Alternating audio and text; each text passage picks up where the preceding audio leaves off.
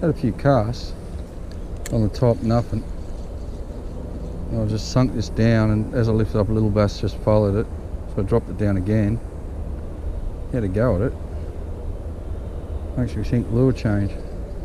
Just fished all the way up here, drew one little fish on the subsurface, Z-man, enticer actually. I just put this worm on just then. I just put it on. I fished it pretty thorough, and that was the first cast. I got that little chunk. Now that's just a Gulp worm. And it's funny, this worm's been discontinued. It only come out 1 year. But that's all it took to catch that one fish. So just goes to show that, open your mouth, buddy. They're stacked up in here. And because there's a few of us fishing, we fish the same styles. They're switched on. That took one cast. So we might have a bit of a fun day. I'll let him go and I'll show you what I'm using. See. It's just they call them a pulse worm. But I just thought, you know what, in this time of year, I watch bait fishermen catch more fish than bass fishermen. So I thought, why not go a bit slower? I put that on and I was just letting it flutter to the bottom. One bite, one fish. Awesome. Awesome. And that was in mid-water too, so just goes to show. I just basically let it hit the bottom, and all I was doing was just seeing how deep it is, really. Curiosity, seeing what's down there. I don't know if that was a log or another. It was just too easy to catch him though, so I got a feeling I'm going to get quite a few like this. Down to the next hole.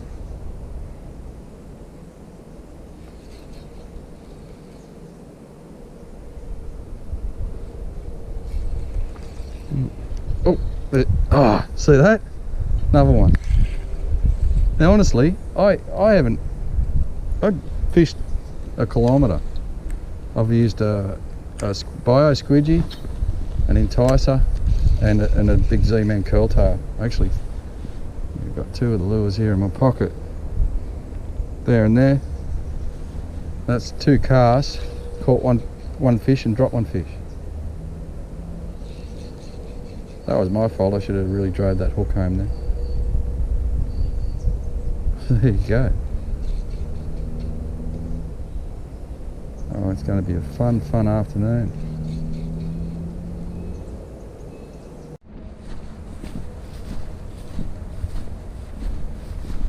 Peekaboo. I'm just letting this worm sit on the bottom. That's like the third little bass that's come up and picked it up. But see how it's just a nice calm hole. The creek's so shallow, like that log that I was filming here the other day, that log was a foot underwater. Not because of the rain, but because of the poo tide. Hey, little buddy. But yeah, I found work and the lure's not getting anything, so I just let them sit on the bottom. And just once it's settled, then give it a couple of twitches. Did that work? I move on. Mega coconut. Where I want to get to. That's where I found that little one with the turtle. Well, I found the turtle and the little bass just sitting in this hole.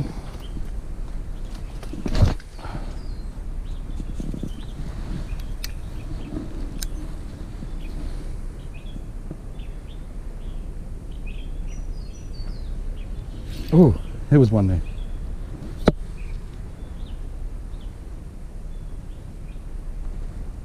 Got him. Yep. Teabagging a hole. He's a good fish too, look. Black. How long you been hiding there for, mate? You're not a new arrival, look at that.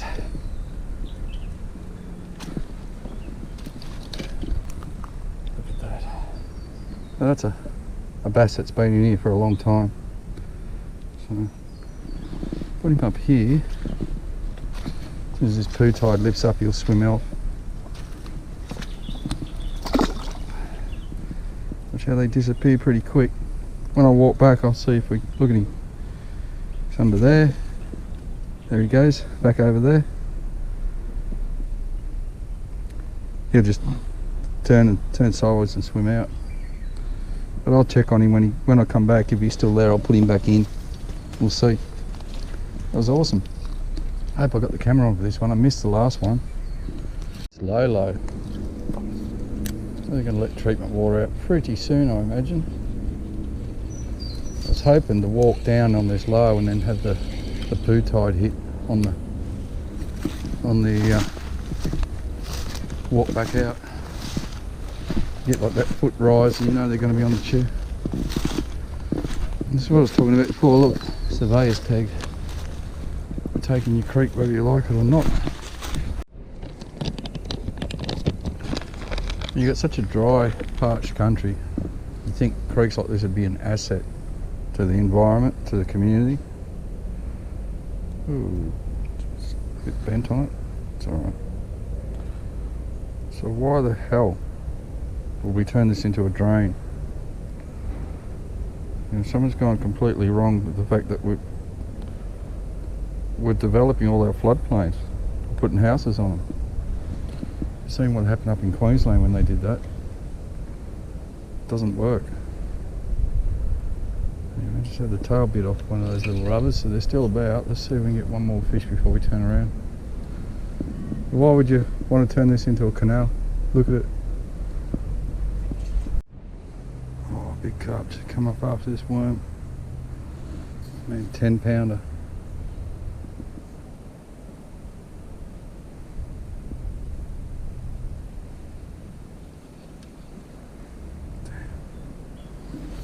They're showing an interest. Amazing how a carp can hide in this. Hate these things. Watch out, they're everywhere. That one's in the middle of the path, full of needles. Okay, given it about half an hour, and come back where I put that little bass in the puddle. I just want to show you the habits of bass. They're a drought-proof fish, so they won't go up any of these altitude creeks. Well, when I say altitude, up the hill, unless there's a certain amount of water there. Otherwise they get stuck. Now, there's enough water for him to swim out just there, but he mightn't have worked that out yet. So let's just see if he's still here. So it doesn't look like it. Looks like he's gone. It's pretty clear water. I know they can hide. He's hiding. He's got to be just under that tree root. No. Oh, no, he might be there.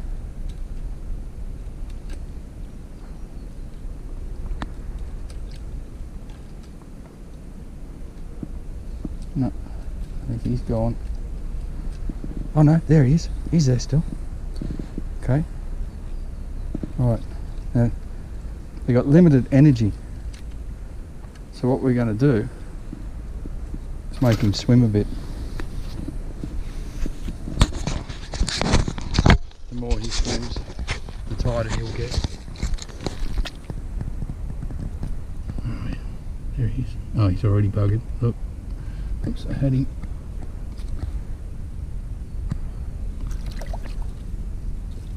There he is. They don't have a great deal of energy. So once they... Hey, come on. Oh, hey, come on, that's payback. Come on, just behave yourself. You open your mouth. Come on. I'll leave you in that puddle. You don't want to let me. Grab him by the mouth. There he is. Come on. I'll set the camera here for a sec.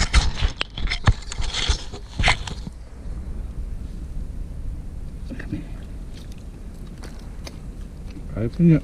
Ouch. Another payback. He won't open his mouth. Got you.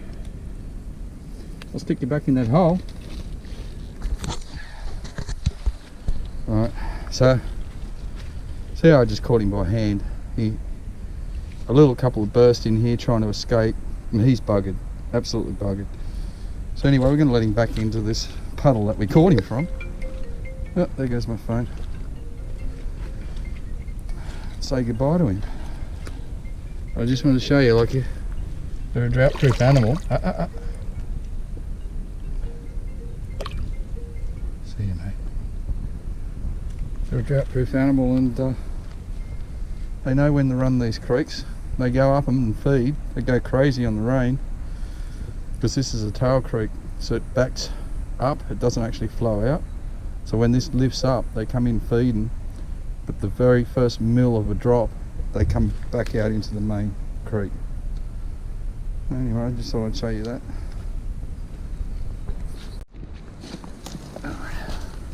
On with our journey. The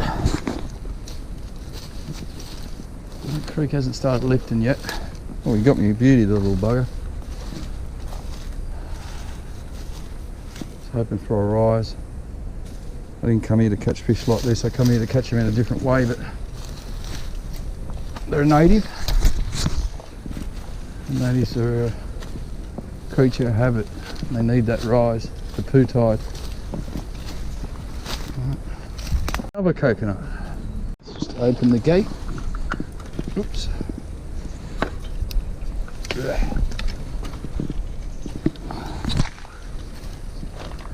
And close the gate.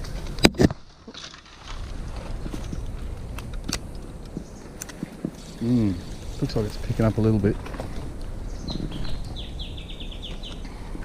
I'll slowly walk out of here. It's amazing how they just appear when the water picks up. It's a big cup. Oh, there's one. Yeah. So they're getting active now. He's only tiny. I've got quite a few of these little fellas today. I might just stick with the worm hook all the way through and just do a video on subsurface bass. Another darkie. Oh, he's not that dark. Silver. More active. The most active fish I've come across all day or all session. But that's, see how the water's starting to lift? That's the poo tide rise. So now when this water lifts, the fishing's easy. Before, the fishing was tough. Even though we had a high barometer and all of that, the fishing was still tough. They weren't chasing anything. It's just starting to pick up now. There must be releasing water. And that was the first active fish I've come across. You can see it's just starting to lift. So this tree was completely out of water earlier. So it's just starting to come in now. That just turns the fish on. Oh, straight away. Missed him. I should be surface now. I might go surface. I have one more in there. If they go into ambush spots, they're going to be... Oh, here like that. See that? Stacking up. Now I come past here before. I got one little one out here. But that's stacking up now.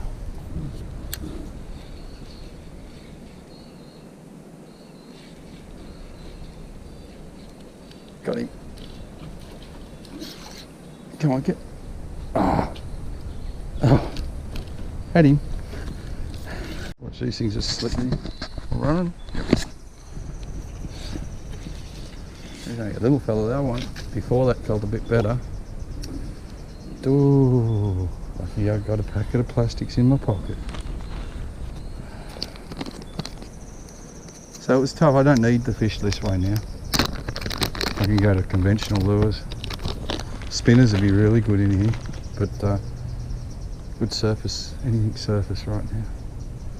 One of the things I love about this little lure here is the action. this tiny little tail really pumps, like it's got a pulse, just like it says, pulse worm. It shoots straight like a fish and carries on like a worm on the bottom. And I find it bizarre that this wasn't promoted to the point where people wanted them. You know, like I can't work out how they could bring something like this out for 1 year, stop use, like delete the line, and keep something like a Gulp crabby, which has got nothing. It's a chunk of scented bait. You know, you think about it, the crabby does nothing, it's got no action to it, it's just like a chunk of crap. So I don't understand. You know, like you think about just running worms around these logs and where I've been putting it today, because that water was so low, the fish shut down. I've sort of rolled this thing into their spots. Like I've had one fish come to me and the rest I've had to go for. Well, it's starting to change now because of this creek rising.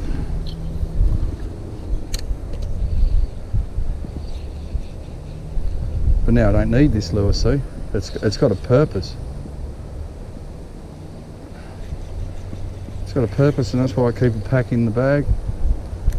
But right now, feel that wind, high barometer, water starting to rise. Oh, like that. They're after quicker moving baits. So I was going to switch and keep fishing, but I'm actually walking out now, so I figured I'd just do this video on the finesse fishing.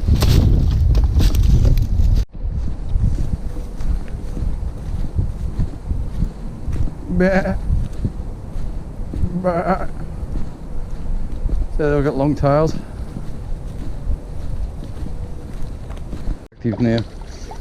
They just hit the water, went 2 winds, push, straight over the log. So yeah, definitely don't need this pulse worm now, but I don't care, I'm going to keep walking out with it. Nice silver, got a bit of blue coming through it. Straight off the log, so that was out centre. It was just the way he took it. Oi. Check for that tree behind me, Aaron. I ran into Roger and Nathan the other day, and Nathan was asking me questions about what I look for when I'm looking for bass. And it's one of those questions that's like, oh, it's a good question. There's a heap of things I look for. I look for the kingfishers. I look for the water doggies. I look for mullet, herring, frogs, beetles. Pretty well everything that follows a migration or comes out of hibernation. And what I've learnt over the years about fishing for bass is it's all connected. All the wildlife, everything. They're all connected. We don't have the bass in here, we have a problem. And we should be catering for this in our urban development. You know, should be proud of the fact that we have these animals that have been on this earth for thousands of years, still burrowing, climbing, swimming, flying through Sydney. And we've got that much land that we could develop, like high country, that, like, you know, there's not bass everywhere. Bass need creeks. Now, every creek in Sydney held bass at one stage. Well, every creek they ruin is one less creek. The damage is becoming irreversible. And what you're looking at right now is soon going to be a drain. So there'll be one more waterway that the bass won't have, all the kingfishers, all the water doggies, all the pythons, all the black snakes, all the brown snakes, all the green snakes, the bats. There was a big colony of bats here, they're gone now. Wiped them out. You know, they're slowly killing off the whole environment. Habitat's more important than animals to me. You know, we only need one pair. We used to have platypus in here.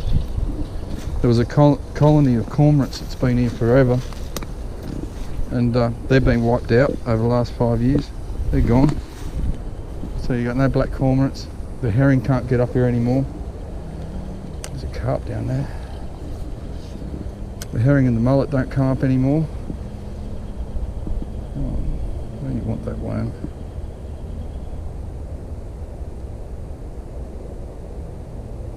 They're important. That's why these carp are so important to us, because without them there's not much for the bass to actually eat. See that there? Looks like a ball to you, but it's a sign that a mate's been fishing here. I don't know who put that there. Oh, I just had some chaos then. I had a fairly nice bass come out of that. Oh, you just dipped it in. Alright, I wonder if the old mate sees that. I've seen his soccer ball.